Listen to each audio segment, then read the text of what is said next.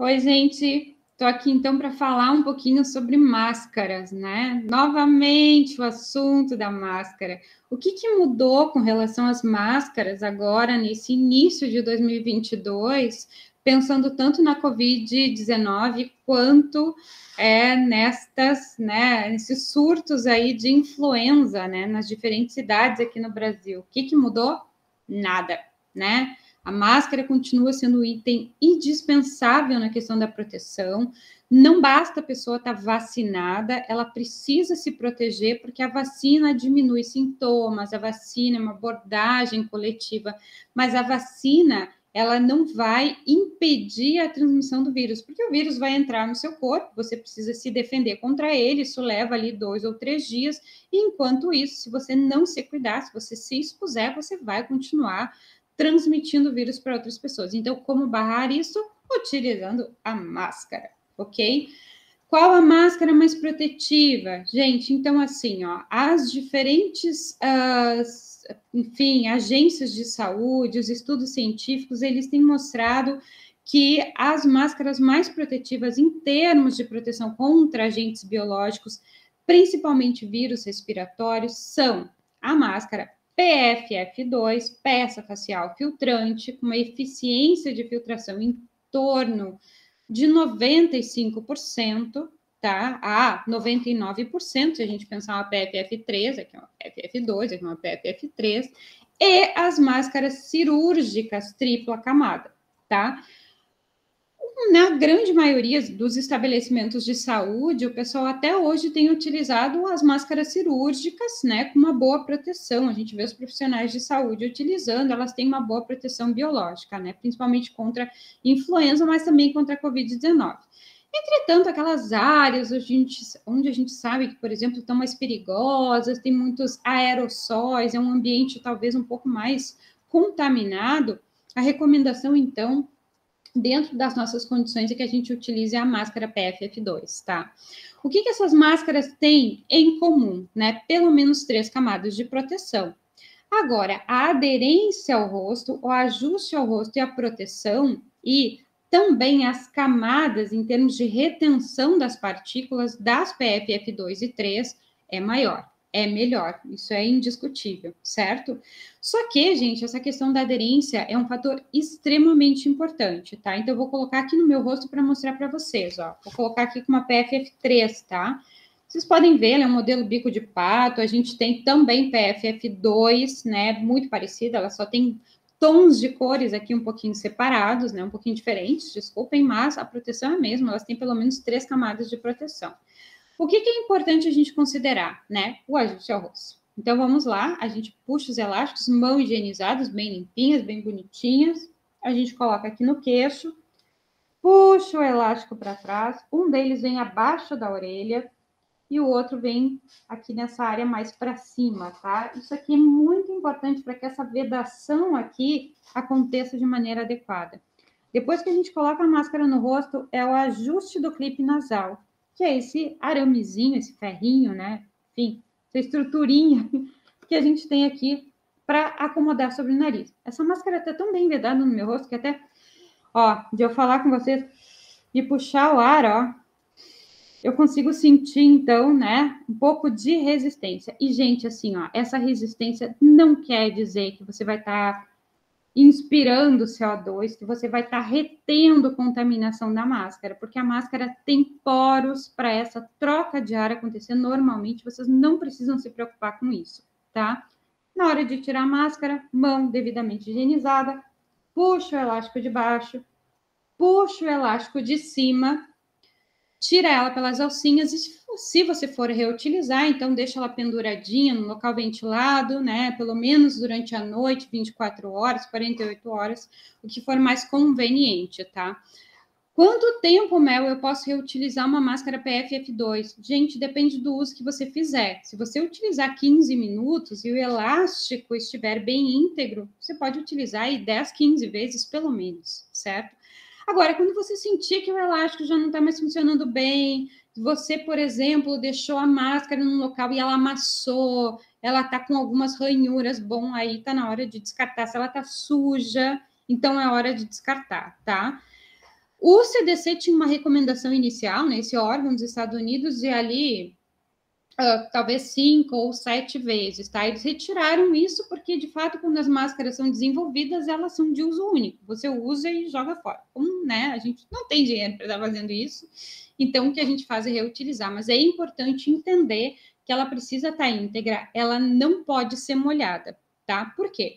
Porque numa dessas camadas que a máscara tem, então, para fazer essa barreira contra as gotículas, né? Quando a gente inspira, né? A gente puxa o ar, e se uma pessoa estiver falando próximo da gente, essas gotículas que vão ser emitidas pela pessoa, elas vão chegar aqui na nossa frente e a máscara vai fazer essa barreira, tá? Então, uma dessas camadas aqui da máscara é uma camada, então, com uma propriedade que a gente chama eletrostática. Então, ela ajuda a fazer a retenção dessas gotículas, contendo partículas virais, se isso estiver no ambiente, ficam retidas ali e não vão entrar no nosso organismo, tá? Então, isso é muito eficiente nas máscaras PFF2. Agora, vou colocar uma cirúrgica aqui para vocês, tá? Ai, maravilhosa, posso usar o cabelo solto, né? As pessoas preferem as KN95 e a cirúrgica, porque eu posso passar atrás da orelha, ter o cabelo solto. O problema, gente, tanto da KN95 quanto da máscara cirúrgica, mesmo a tripla camada, e eu acertando aqui o clipe nasal, é a lateral. É a questão da aderência na lateral. Olha, meu dedo tá passando aqui, ó. Significa que o ar vai estar entrando e saindo. E a máscara KN95, que ainda assim tem propriedades de uma PFF2, ela não faz uma boa aderência aqui do lado, tá? Eu não tenho uma aqui para mostrar para vocês. Mas a KN95, ela foi desenvolvida não para ser passada atrás da orelha, mas para ser puxada aqui para trás da cabeça e presa com um extensor que não acompanha a máscara. Então, as pessoas não sabem, acabam utilizando aqui, muita gente até diz, eu posso usar o cabelo solto e tal. Mas, gente, na boa, né? Cabelo solto e Covid são coisas que não combinam. Então, o ideal, gente, é sempre manter o cabelo presinho quando você tiver de máscara, tá? Mel, e as máscaras de pano? Gente, a máscara de pano, ela não é uma máscara indicada em termos de proteção. Claro que se a gente não tem outra para a gente utilizar, a gente vai usar de pano, com cuidados, né? Mantendo os ambientes muito bem ventilados, se mantendo muito distante das pessoas, porque aquele papo dos 2 metros, 1,5 metro é só para as gotículas maiores. Esses aerossóis, né, que também contêm partículas, principalmente do SARS-CoV-2, eles são capazes de permanecer durante muito tempo no ambiente, né? 3 horas, 5 horas, né? Então, por isso, a gente precisa ventilar. E aí, nesse sentido, a máscara de pano, ela não é uma máscara muito boa para fazer essa proteção.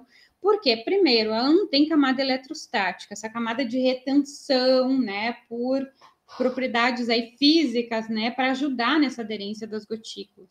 E a outra questão é que elas são máscaras que, né, as pessoas tendem a utilizar e deixar essa folga aqui assim, né? Eu tenho o nariz super grande, fica fácil de ver, né? Mas, tipo assim, gente, não adianta utilizar a máscara deixando essa folga aqui assim, ou folga na lateral, ou uma máscara colada aqui na boca, que a gente vê que tá molhando, sabe? Assim, a máscara não vai funcionar direito, né? Então, não adianta utilizar a máscara assim. Mel, e a máscara valvulada, posso usar, não posso usar e tal. Gente, a recomendação é a mesma lá do início da pandemia. Até o momento, até onde eu sei, né? Não quero falar bobagem, mas até onde eu sei, a gente não tem nenhum estudo clínico mostrando se nós temos aqui, de fato, a exalação de partículas contendo o SARS-CoV-2. O que a gente sabe? Que ela é uma máscara que ela funciona muito bem na inspiração, porque isso aqui vai filtrar, a gente não vai estar aspirando partículas virais, só que na hora que a gente exala o ar, essa válvula aqui, ela existe justamente para facilitar essa exalação. Então, é uma máscara muito legal para quem quer fazer atividade física. Você vai correr, você vai caminhar, você vai andar de bicicleta, você está distante das pessoas, você está vacinado. Quando você exalar o ar, esse ar, então, ele vai sair, né? Ele vai se propagar, talvez, com partículas, né, da sua respiração, mas não vai contaminar outras pessoas. Agora, por exemplo, não é uma máscara que é recomendada para se utilizar em ambientes hospitalares, uma UTI, uma coisa assim, o pessoal tende a não utilizar a máscara com válvula, tá? Mas vamos aguardar, quem sabe daqui a pouco sai algum estudo, né?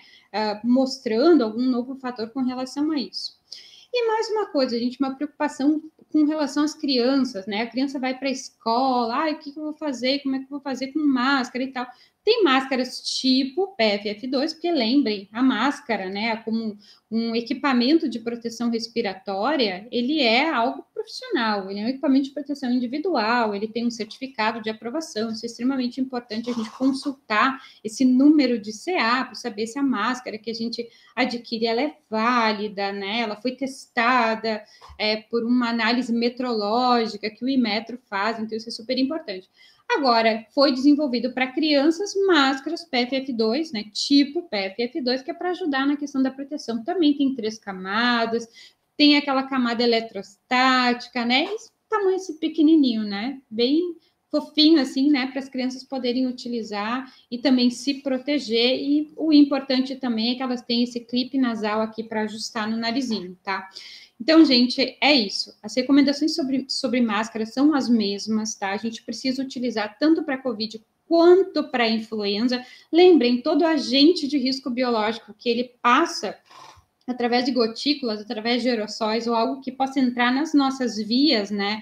Tanto oral quanto a nossa via respiratória, a gente protege com barreiras. E nesse sentido, a máscara é a melhor proteção, desde que ela esteja utilizada, que ela seja utilizada, então, é muito bem aderida ali, muito bem ajustada ao nosso rosto, certo? Então, é isso aí, continuem se cuidando, se protegendo.